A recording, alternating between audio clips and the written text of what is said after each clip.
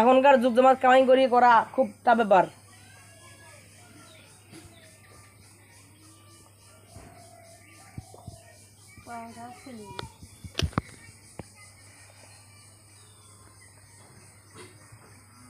বুড়ে হলে এঙ্কা হইবে শরীর। মুই এখন চেনা মানুষ, মুই অঙ্গ হয় মরার আগে আগে। কিছু কিছু লোকের কথা শুনলেও ভাল লাগে, আপনারা শুনুন, দেখুন কিরকম কথা। গত 16 বছর আপনার প্রস্রাব করতে নিষেধ করছে কেডা? মানে গত 16 বছর আপনি প্রস্রাব করেন নাই কেন? আল্লাহর রাস্তায় বলেন। মানে আবারও বিএনপি কে বলে, জামাত ইসলামী বলে মুরব্বীদের মুখে টেপ মারেন, পিছনে বসাই রাখেন।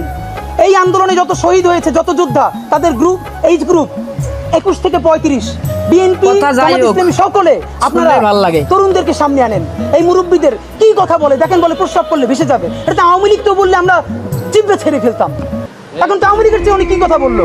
তা আপনার একটা কথা বলি, এত প্রস্রাব যখন পেটে নিয়ে 16 বছর রয়েছেন, 28 অক্টোবর 2023 পল্টনের সামনে যখন সমাবেশ হয়েছে, এমন এমন কথা বলে গ্রেনেড মারতে পারে না, তার আগে বুড়া নেতৃবৃন্দ মুরু কইরে পালাইলেন। আমরা বিএনপির কর্মী না, তবু 1 ঘন্টা সেখানে স্টেজের সামনে দাঁড়াইছিলাম, কোন একজন মাঝারি মানের নেতাও আসে কিনা আমরা প্রতিরোধ গড়ে তুলবো, একজনও পারেন নাই। যত লাখ লোক আসছে, প্রস্রাব করলে তো আওয়ামী লীগ ভাইছে যাবে, তখন প্রস্রাব চাইতে কোথায় রাখছেন? মাথায় উঠেই রাখছেন। ফাইজলামি কথাবার্তা বলেন।